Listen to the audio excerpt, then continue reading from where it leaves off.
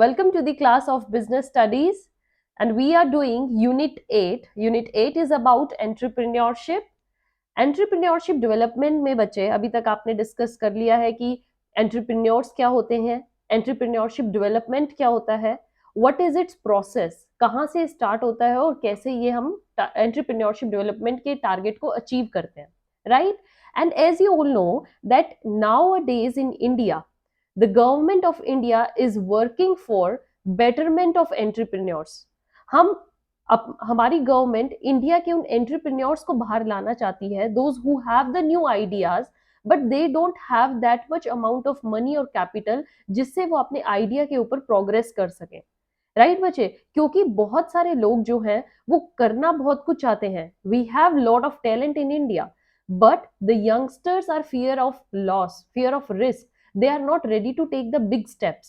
They are not ready to take out their voice, to take out their ideas in front of the big businessman, and in this competitive world they lag behind.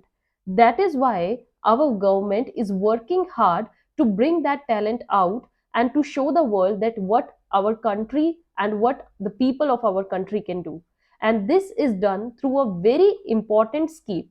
जो एक scheme हमारी government लेकर आई, ये एक important भी रही है और आज के टाइम में ये एक ट्रेडमार्क रहा है कि हमारी गवर्नमेंट ने इस स्कीम के बारे में सोचा. After the coming of this scheme, our lot of talent is now taken out and we can see how much talent we have in our country, how talented our people are, right? So here the scheme was Startup India scheme, right?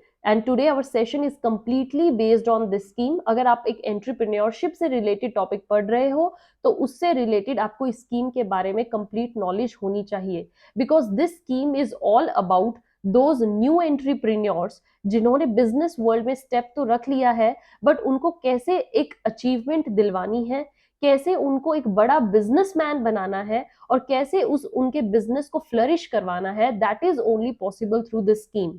So anyone among you who have the idea but they want to progress upon that with the help of the government, they can work on this scheme. ठीक है, आप इस scheme के बारे में जानिए और इस स्कीम से आप लोग भी फायदा ले सकते हो, because there are many students at this time also who are even opening their own businesses, who are even starting their own entrepreneurships even at the small scale. and generally बच्चे जो ये स्टार्टअप इंडिया है ये small scale industries के लिए ही है, small scale business ही इसमें include हुआ है.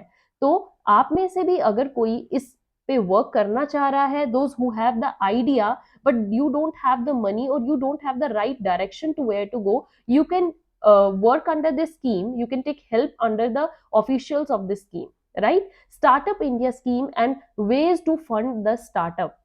स्टार्टअप के थ्रू आपको कैसे पैसा मिलेगा, आप इसमें कैसे एनरोल कर सकते हैं, कैसे रजिस्टर हो सकते हैं, ये सब आज हम इस सेशन में जानेंगे. Startup India scheme and ways to fund startup is your very new topic of unit 8 बच्चे.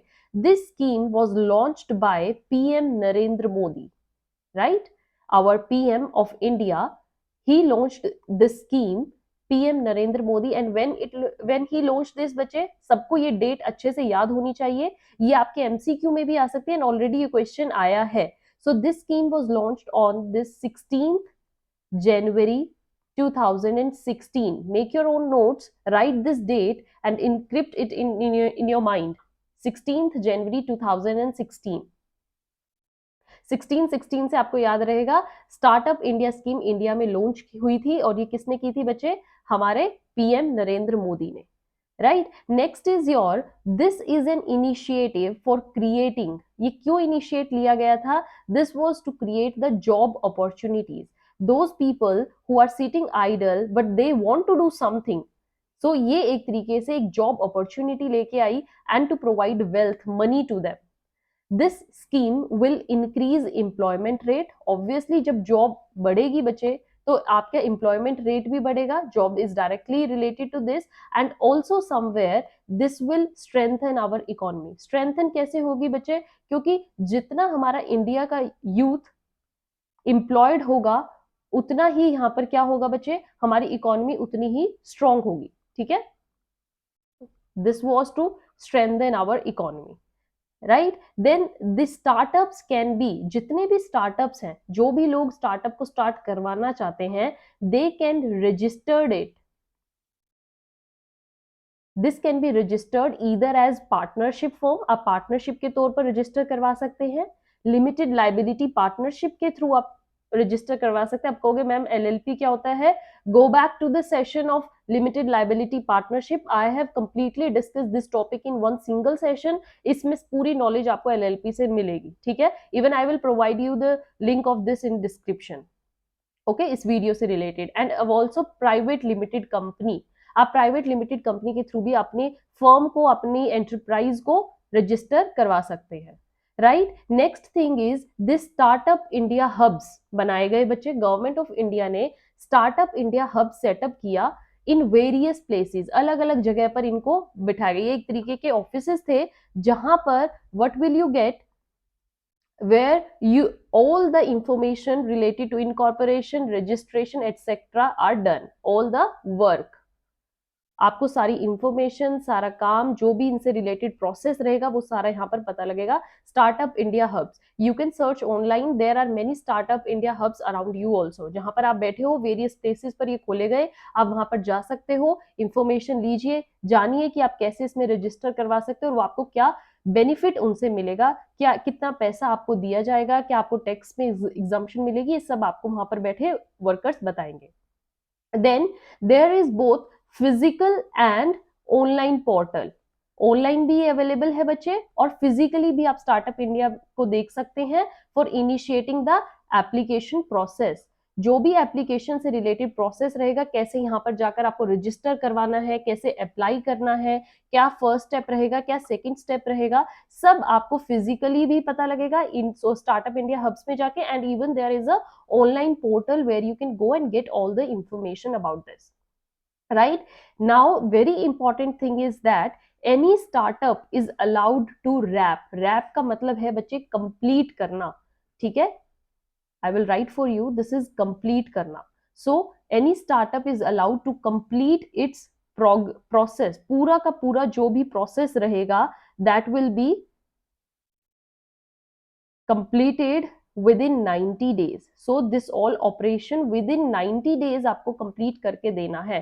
तो अगर एक एंटरप्रेन्योर, सपोज कीजिए आप जाते हैं, आप अपना आइडिया वहां पर डिस्कस करते हो, बताते हो कि मुझे ये चाहिएगा ये चाहिएगा, तो वो आपके रजिस्ट्रेशन प्रोसेस को स्टार्ट करेंगे और पूरा registration process with in 90 days आपको कंप्लीट कर देंगे विद इंसेप्शन, जब से स्टार्ट हुआ है आपका पूरा काम 90 डेज के अंदर ओवर हो जाएगा, right. Now the next topic is financial support, कि यहाँ पर जो फंड्स प्रोवाइड होते हैं, स्टार्टअप इंडिया स्कीम जो है, इसमें क्या फाइनेंशियल सपोर्ट एक एंटरप्रेन्योर को मिलता है, क्या मिलता है बच्चे? First of all read with me that government of India has set up a fund of ₹2500 crore, right, remember this amount, 2500 crore for 4 years each,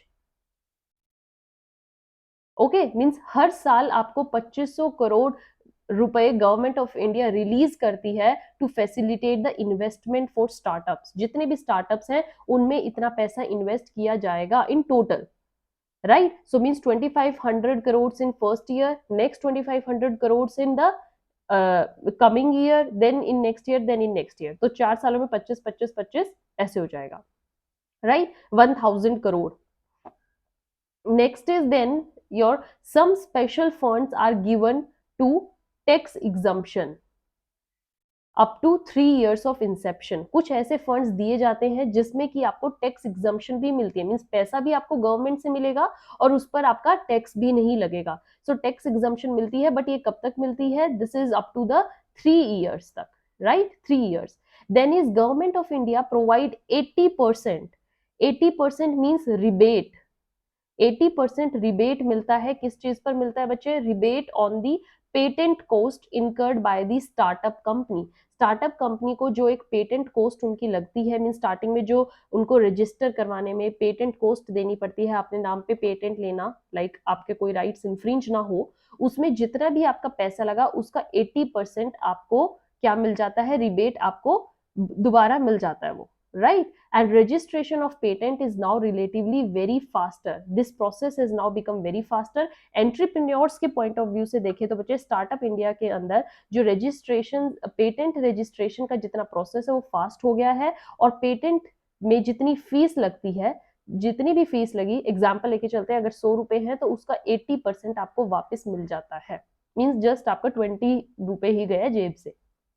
Okay, then is startups are given priority in government tenders. Means government जो tender release करती है उसमें जो startups होते हैं, startups का मतलब समझ में आया ना बच्चे, who are starting their business right from the very base. Entrepreneur जो अपना एक आइडिया लेकर आया है और उसको जस्ट बिजनेस स्टार्ट उसने जस्ट किया ही है, तो जो ये स्टार्टअप्स होते हैं इनको गवर्नमेंट टेंडर्स जो होते हैं रिलीज होते हैं उनमें भी प्रेफरेंस मिलती है, या लार्ज वॉल्यूम्स में जो भी चीजें रिलीज होती हैं उसमें स्टार्टअप्स को प्रेफरेंस दी जाती है. So these are the financial support that are provided by the government of India to the startups, and Startup India scheme came as a boost for the Indian youth, Indian entrepreneurs. Okay, so with this your topic of unit 8, the Startup India scheme, is over. In next session of business studies we will going to do the next topic. Till then, have a good day. Thank you.